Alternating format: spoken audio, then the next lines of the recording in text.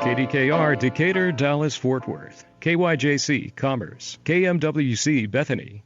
Portions of KDKR programming do not necessarily reflect the views of this station, its management, or staff. Prudent Money with Bob Brooks is sponsored by the Prudent Money Foundation on 91.3. Well, is there more student loan debt on the way? Today we're going to take a look. Stay tuned for Prudent Money.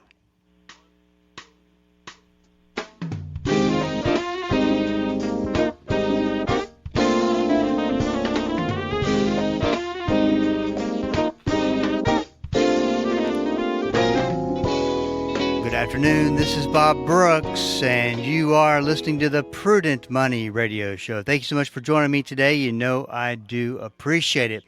Well, a new round of student loan relief could be coming your way. Who gets to benefit from it? Today, John Hupalo is here to fill in the details. Hey, John, how's it going? Bob, good afternoon, and I have to start by wishing us a happy anniversary. You might remember Blaine was a freshman in high school the first time we spoke back in 2016, if you can believe that. That is a long time ago, isn't it? It sure is, and unfortunately, some of the topics we were talking about then are pretty similar to the ones we're talking about now. It seems to work that way. Well, and happy anniversary to you, John. It's been great to have you on the program for this long. I can't believe that's a long time. That's 8 years if my math is right. Yeah, you're right, and I've always enjoyed the conversations, and hopefully your listeners are getting a feel for like what's important in planning and paying for college, because the reality is, although the process changes year to year, the overall concept of trying to find the best way to do it most economically doesn't change year to year, and that's why I think we've had plenty to talk about over a long number of years. Well, we have, and I want to point something out while you bring this up, is that that's a lot of programs, that's a lot of content, and this particular subject, I have rarely had a problem finding content. And in content that we really don't end up repeating. It's always new wrinkles, new updates, and just a complicated situation. And what even makes it more complicated, I think, is what we're going to talk about today. A release made on July 31st by the Department of Education said that starting August 1st, it will begin emailing all holders of federal student loan debt about potential relief options to come later on in the year. I got to tell you, John, this was odd to me. I mean, first of all, let's just take a step back, talking generalities. What are the chances of and I guess you would say President Biden more so than the Department of Education. I mean, he always seems to champion this. But getting this through at the late stages of his presidency. Yeah, and you're right, Bob. It is President Biden, because he made a decision back in 2021 that was executed in 2022 that set the stage for all of this. And he basically said, I'm going to use my executive authority. I'm going to go around the Congress. I'm not going to worry about the Department of Education. I'm going to set a policy. And the policy that he was trying to set with the stroke of a pen, this is back in 2022, was this political idea of the mass cancellation of student loans, the Biden student loan forgiveness that actually we did talk about during the presidential campaigns back in 2016 and the like, that was a big issue back then. And it was struck down politically because of the way the Congress was put together. So Biden, late in 2021, said, I've got this really great idea. I think I can attach my authority to do this without going to the United States Congress.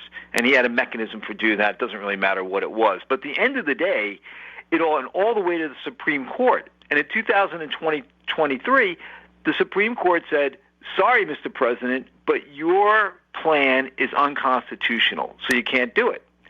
And so he said, okay, let me step back, and I'll find some of my clever minions around town to figure out how I can do it. And so he circled back the beginning part of this year with this new proposal that is now the object of this, what I think is kind of crazy idea that you can email somebody on August 1st and get them to do something before August 30th. But maybe they'll be successful doing that. But that's really the premise. He's trying to figure out a way to relieve as much student loan debt as possible using his presidential authority and not the laws and the way we make policy, education policy in the United States.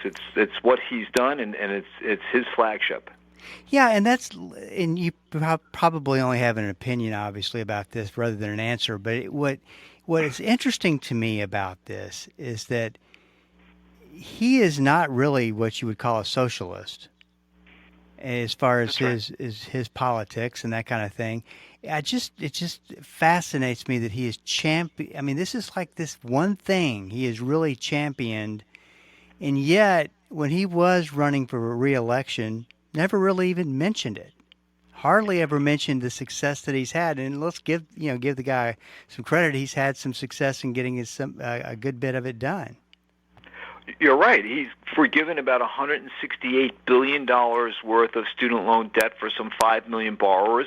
And philosophically, Bob, as someone who's, I'm going to say, in the middle of the fairway between being liberal and conservative on all of this, and it's not political, I like to think about what's fair.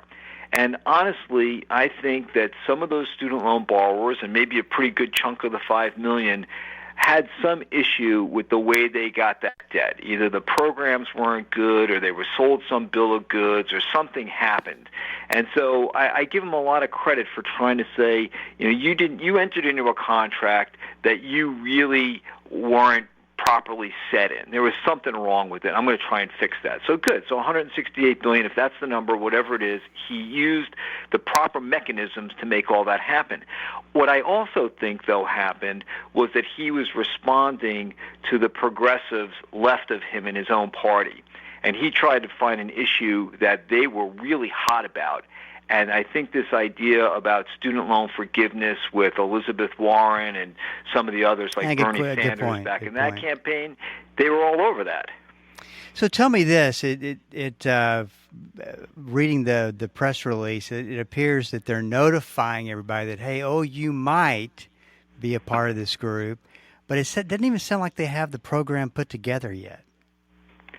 Well, the program is basically the one that they announced in April. And the caveat, and I had to read this really closely, and I'm glad you tipped me off to it, because this idea of opting out of a program, I'm saying to myself, well, wait a minute, if you're going to forgive why would I want to opt out of this? And then I went back and looked, and one of the 4 elements of the program was that they were concerned that some people who were eligible for this new program that they have wouldn't actually apply. So they said, okay, we'll take care of that. We'll make everybody automatically enrolled. And then I think their lawyers said to them, hey, you have to be really careful about automatically enrolling. What if somebody, for whatever reason, decides they don't want to be enrolled in this program, right? They didn't choose that. So now they've come up with this idea that we'll send an email in the summer month of August to say to folks, hey, if you don't want to be in this program, you can opt out of it and you won't get the relief. I'm not sure who would do that, but that's, I think, why they did it the way they did it. Well, so that, of course, being a government, an idea that comes out of the government, this is interesting how they've broken all the categories of borrowers up. Let's talk through the different categories so that at least listeners will know, hey, maybe I fit into that category. It says borrowers who owe more than they did at the start of the repayment term due to runaway interest. It is estimated this would impact around 23 million borrowers, the majority of whom are Pell Grant recipients. Before you comment on that, talk about who a Pell Grant recipient might be. The Pell Grant recipients are the neediest students, the one from the least advantaged, the most disadvantaged communities, those with families that have incomes usually below the poverty line. So the government set up a program named after Senator Pell in Rhode Island way back when. This has been in place for many, many years. So we're going to actually just give grants to these people. We don't even want them to have loans. And then what happened over time, Bob, was the amount of the Pell Grant that was given to the students became a much smaller proportion of the overall tuition. So the Pell Grant stayed pretty flat and tuition started to run away. And so some of these students then had to go and get a student loan.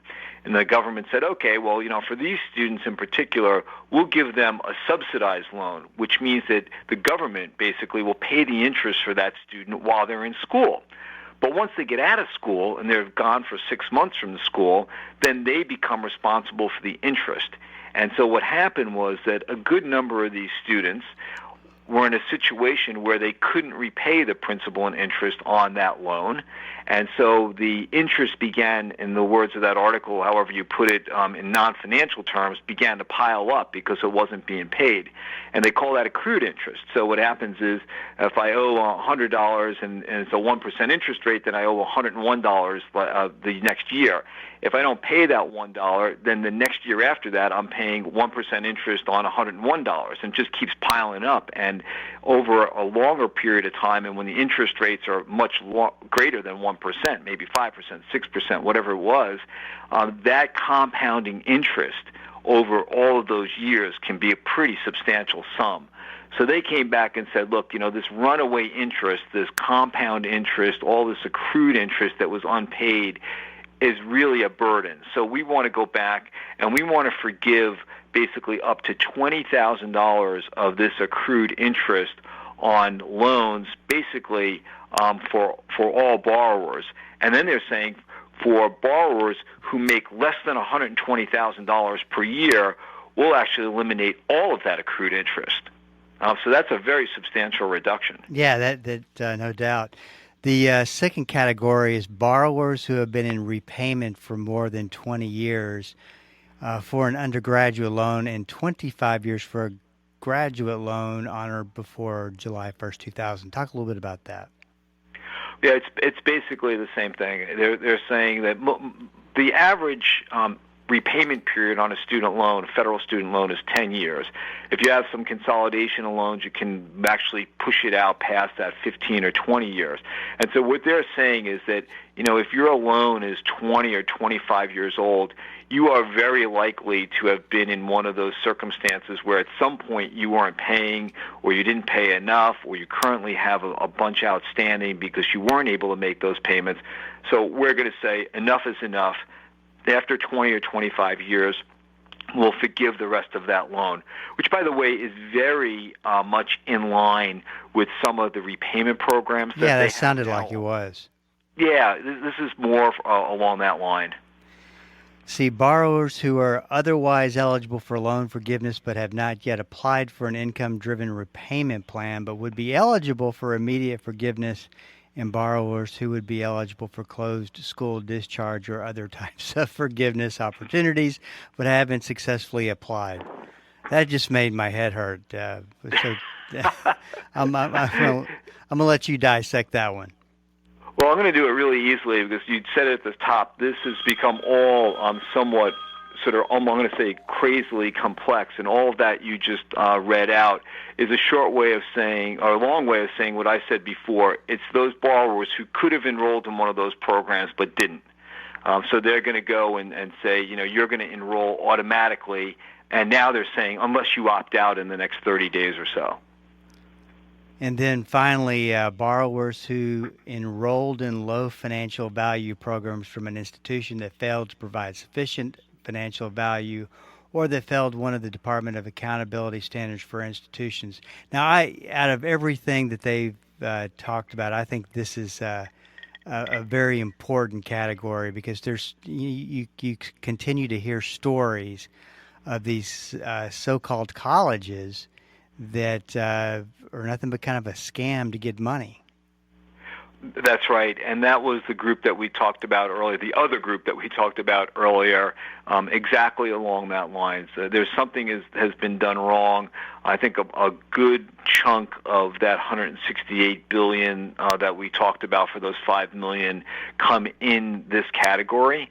and they have criteria. The Department of Education, in order to be eligible for what they call the Title IV programs, and the Title IV programs are everything we're talking about, the loans, the grants, anything that you would access through that FAFSA form, the free application for federal student aid. Any of those programs require the eligible institutions to get the stamp of approval from the U.S. Department of Education. And some of those, as they said, have created low value or no value or have been scams. Now, the interesting piece here is this is also one of those, I'm going to say, bludgeons that the Department of Education can use, and some say this is where the politics enter. That maybe one administration with a certain view of like technical colleges or for-profit colleges or whatever can use this somewhat vague or low-value, non-standardized kind of language to go and try to close down some of those schools. Again, I think that some of those schools are not great schools, and maybe some are fraudulent and should be closed down, but there's also a little bit of smoke and fire saying that there's some political element to this. At least some people argue that. So what is the Department of Education actually doing to protect students from these colleges? Because there's still a lot, you'd probably agree with this. It seems like there's a lot of legit, well, not so legit colleges still in the business of education. I think that that's right, Bob. I don't have any statistics or any data, because when you read about this, they come up, and there's sometimes names that are just very well advertised, national brand name type schools that sure put the appearance that they are legit and they're providing value. And so the department, they require accreditation for these different schools by different accreditors. The Department of Education has their own review processes and audit processes that they go through, and that's how they try to weed out some of these schools that will then no longer be eligible for Title IV eligibility. And one of the criteria, Bob, has been in the past what the default rate is on student loans for students who have attended those institutions. Because what you often find in the student loan default world is that it's not necessarily the student that has the most debt. As long as the student has debt and they have a job, many of them, most of them, the majority of them make the payments. It's the students that go to a course, get a federal loan, maybe for $5,000 or whatever it might be, and then they find out that the school is not giving them the education, that the school might be fraudulent, maybe there's no library there, whatever it might be. And so those students drop out, and when they drop out, they still owe the $5,000, and the school goes on its way. So that default on that kind of a loan is a big red flag for the Department of Education that school may be a problem school, and we better get in there and check it out with our audit teams. So I am assuming that none of this really applies or will ever apply to the parents who could be holding student loan debt for their kids. And that's generally right, Bob. That's the PLUS loan program that we've talked about in the past, and right. I hope we talk about it in the future because, I'm not a fan, and there are reasons for that. And one of those is that oftentimes those programs are not taken into the forgiveness programs, or they're not considered when some of these carve-outs are made, or, as we talked about, I think 2 or 3 shows ago, the carve-outs and the way to be eligible using a PLUS loan to get into some of these forgiveness programs, there are, a number of hoops that a trapeze artist in a circus would have trouble getting through. So you have to really be careful about this. But your point early on was you have to be very careful about what kind of loan you have, who the borrower is it the student or is it the parent? Is it a federal loan or a private loan? And there are other criteria as well. And whenever in doubt, your listeners should call their servicer and ask these very basic questions. What kind of loan do I have? And it's nothing to be embarrassed about. You call and say, what kind of loan do I have? You think I might know that, but it's very confusing. And when the loans are first signed, they're often signed during a time when the parent is feeling some duress, right? Yes. My kid's got to get to college. I need to get them some money. Where do I sign? It's from the federal government. It must be good. And then they find themselves in a circumstance later on that they're saying, this probably wasn't the best decision I've ever made. This is Bob Brooks, and you are listening to the Prudent Money Radio Show. John Hupalo is my guest today. You can hear him every first Wednesday of the month, and we talk student loan debt and college admissions and all those good things. His website, make sure that you go take a look at that, because it's got a lot of great educationally based website, has a lot of great free information. mycollegecorner.com is the address. Let's talk a little about. I've always been curious. I don't think I've ever asked you this question. You may or may not know, but if you took all of the money that's been borrowed to put students through college, about what percentage do you think of that is actual student loan and parents that are paying back student loans? Does that make sense? So what is the amount of the PLUS loans compared to the undergraduate loans? Yeah. I'm going to take a guess, Bob, that it's probably somewhere around 10 or that percent, 10 to 12 small. or 15%. It is, and the reason I say that, the only gauge that I can tell you with certainty is that in the total amount of loan debt that's borrowed, federal loans and private loans, about 8% of that total goes to private loan borrowers, and the majority of those are a parent, usually with a student cosigner, but they're almost always parent-based loans. And so I was thinking, if that's right, then I'd imagine the PLUS loan access is a little bit more, so maybe 10 to 15% might be the PLUS loan borrower base. But that is pretty much of a sort of a guess, is the way I'll say it today. Sure. So, we talk about all the problems that have occurred because of these government programs and what they're doing to not necessarily fix them, but to provide relief. And what is, it doesn't seem like they're trying to do anything to prevent this from continuing to happen, or am I missing something? No, unfortunately, you are spot on. Everything is about looking back to where the defaults are and not looking forward to why these programs have put us in this situation.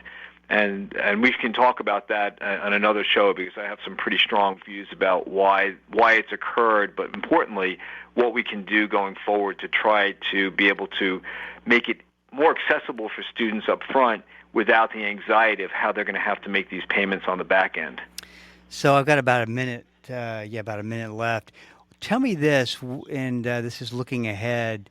Would a Harris or Trump presidency, do you think, would continue to carry out student loan forgiveness? Well, the Harris loan presidency would probably have something close to what we're doing now, because she supported this over a long period of time, and I think politically she would be in about the same position. And it's great to be able to go out and say we've forgiven this X billions dollars of debt. So I think she'd continue. I think she might use the political process in the Congress, if she at least has one house. With second Trump presidency, I think it's pretty much of a crapshoot. It's hard to predict what will happen in a second Trump presidency. Yeah. Well, we'll leave it at that. mycollegecorner.com is the website, and you can get more information on John, and like I said, a lot of great information that is educationally based, which is what I love about what John does. And for the 8 years that you've been coming on the program, my appreciation goes out to you, because it takes time out of your day to do it, and I know that you're making a lot of money doing this. It's truly a labor of love, Bob. I've always enjoyed speaking with you, and I hope your listeners are getting something out of this. Well, John, great talking to you. We'll talk to you next month. Thank you. Be well. This is Bob Brooks. If you got a question for me, please go to the website at prudentmoney.com and send it in, because we are all out of time. Till we do meet again next time, keep the faith and have a great rest of the day.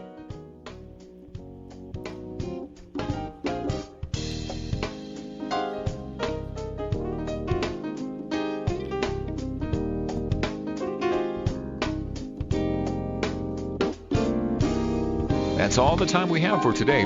Questions or comments for Bob, or to find out more great information like what you've just heard, visit www.prudentmoney.com. Be sure to join Bob Brooks again for the next edition of Prudent Money.